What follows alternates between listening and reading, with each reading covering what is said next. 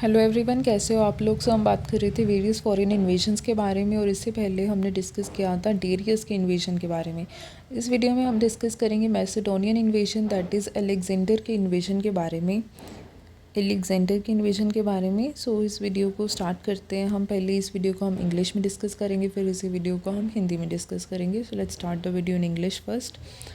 So Alexander the Great, whose invasions time period is about of the period 326 BC, he was a great king and general, and he conquered the Persian Empire. In 4th century BC, the Greeks and Iranians fought for the supremacy of the world. Under the leadership of Alexander of Macedonia, the Greeks finally destroyed the Iranian Empire. Before this, we already discussed about the Iranian invasion of Darius. So now we are talking how Alexander of Macedonia destroyed the Iranian Empire in India, and Alexander succeeded his father Philip to throne of the Macedonia. He was only 20 years old at that time.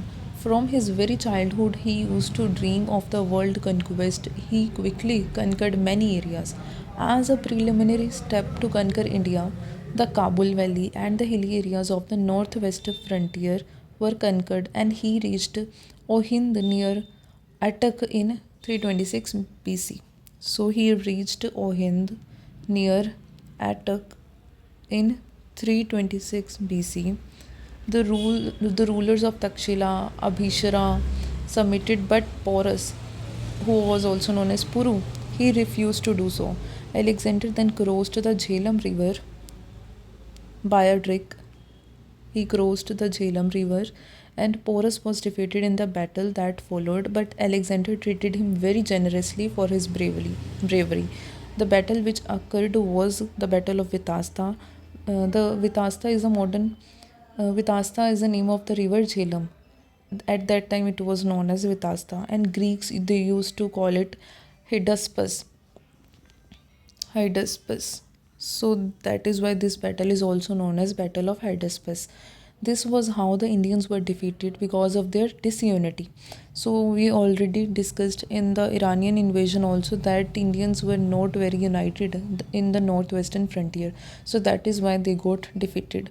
After a brilliant victory of Sakal at Sakal, the Greek forces reached the Bias region. Alexander had to return from this place as his soldiers refused to go any further. The Battle of Jhelum and Sakala had opened their eyes, and they were afraid of the great Magadhan Empire across the Bias. After making some administrative arrangements for the conquest for his conquered territories, Alexander marched back in September 325 BC. He reached Babylon in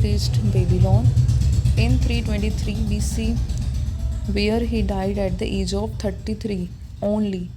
When Alexander died, no one was able to keep newly won empire together. After years of war among his generals, it was split up into various small kingdoms that were Macedonia, Babylonia, and Egypt.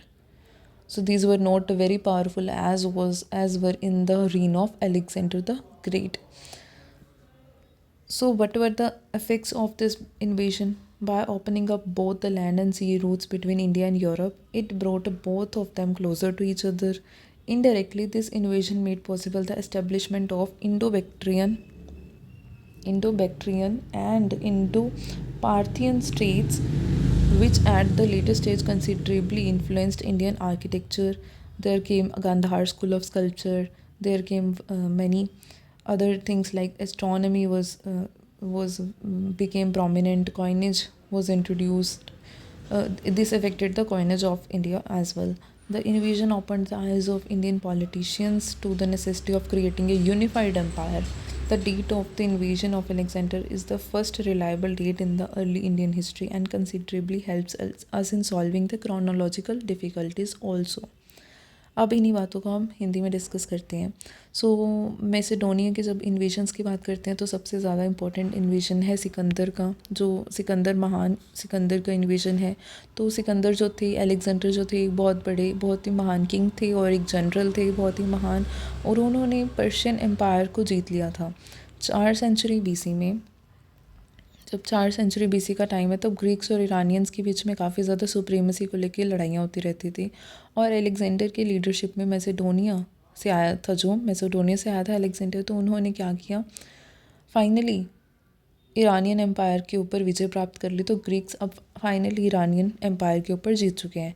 Alexander के बारे में कुछ बात करें तो उसने अपने पिता फिलिप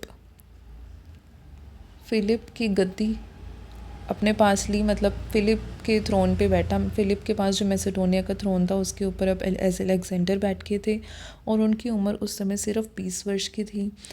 अपने चाइल्डहुड से ही उन्हें बहुत ज़्यादा था कि वो वर्ल्ड कनकर करें और उन्होंने काफ़ी हद तक बहुत ही जल्दी बहुत तेज़ी से काफ़ी एरियाज़ को जीत भी लिया था। सबसे पहले जब उन्होंने कन्क्वेस्ट करनी शुरू की इंडिया की, तो सबसे पहले उन्होंने काबुल वैली को जीता। फिर जो नॉर्थ वेस्टर्न फ्रंटियर के थे हिली एरियाज़ को, उनको जीता। फिर वो पहुँचे ओहिंद, जो अटक एरिया है उसके नियर जो ओहिंद रीजन है वहाँ पे भी पहुँचे 326 BC के अराउंड। जो तक्षशिला और अभिशरा के जो किंग थे, रूलर थे, उन्होंने तो अलेक्जेंडर के पास अब सिकंदर के सामने अपने घुटने टेक दिए। बट जो पोरस था उस समय का राजा, एक पोरस राजा था, ठीक है, उन्होंने अपने घुटने नहीं टेके, उन्होंने अपनी वीरता का यहाँ पे प्रमाण दिया। फिर एलेक्जेंडर ने झेलम को क्रॉस किया और पोरस को एक बैटल में हराया। उन्होंने जब झेलम को क्रॉस कर लिया, पहले ट्रिक से झेलम को क्रॉस किया और फिर जब पोरस और एलेक्जेंडर के बीच में एक बैटल हुई। कौन सी बैटल हुई? जिसे बैटल ऑफ झेलम कहा जाता है, बैटल ऑफ वितास्ता भी कहा जाता है और बैटल ऑफ हेडेस्पस भी कहा जाता है, ठीक है। इस बैटल में जब पोरस ने अपनी इतनी ज़्यादा ब्रेवरी दिखाई तो अलेक्जेंडर ने उन्हें बहुत ही अच्छी तरीके से ट्रीट किया। उन्हें बिल्कुल भी ऐसे ट्रीट नहीं किया कि वो उनके सामने हार गए हैं, ठीक है। इस तरह से जो इंडियंस थे अब ग्रीक्स के आगे हार चुके थे, मतलब ड्यू टू देयर डिसयूनिटी। हमने ईरानियन वॉर के टाइम पे भी देखा, ईरानियन इन्वेशन के टाइम पे भी देखा कि जो इंडियंस थे वो नॉर्थ वेस्टर्न फ्रंटियर के एरिया में वो ज़्यादा यूनाइटेड नहीं थे। तो ये ही रीज़न था कि ग्रीक्स भी आके आक्रमण कर रहे हैं, वो भी जीत रहे हैं, ईरानियंस आके आक्रमण कर रहे हैं, वो भी जीत रहे हैं, ठीक है। तो उसके बाद क्या हुआ, उसके बाद उन्होंने सकल की जब विक्ट्री प्राप्त कर ली, ठीक है, तो उसके बाद ग्रीक्स फोर्सेस पहुँचे ब्यास रीजन के पास, ठीक है। ब्यास रीजन के पास पहुँचे पर यहाँ पे उन्हें वापस जाना पड़ा क्योंकि उनके सोल्जर्स जो थे, सिकंदर के जो सिपाही थे, उन्होंने हार मान ली थी, मतलब उन्होंने आगे जाने से मना कर दिया था। बैटल ऑफ जो झेलम थी या सकल की जो लड़ाई थी उससे एक तो वो सोल्जर थक चुके थे और उन्होंने देख लिया था कि आने वाला एम्पायर है, इससे आगे जो आएगा मगध एम्पायर है, वो बहुत बड़ा एम्पायर है, तो वो उनसे लड़ना नहीं चाहते थे। इसलिए उसके जो सिकंदर के सोल्जर्स थे उन्होंने आगे जाने से मना कर दिया। कुछ एडमिनिस्ट्रेटिव अरेंजमेंट करने के बाद अलेक्जेंडर ने अपनी जो टेरिटरीज़ को जीत लिया था, उसके बाद वो वापस गए सितंबर 325 BC में। और इसके बाद वो बेबीलोन में जब 323 BC में पहुँची तो वहाँ उनकी 33 वर्ष की आयु में मृत्यु हो जाती है।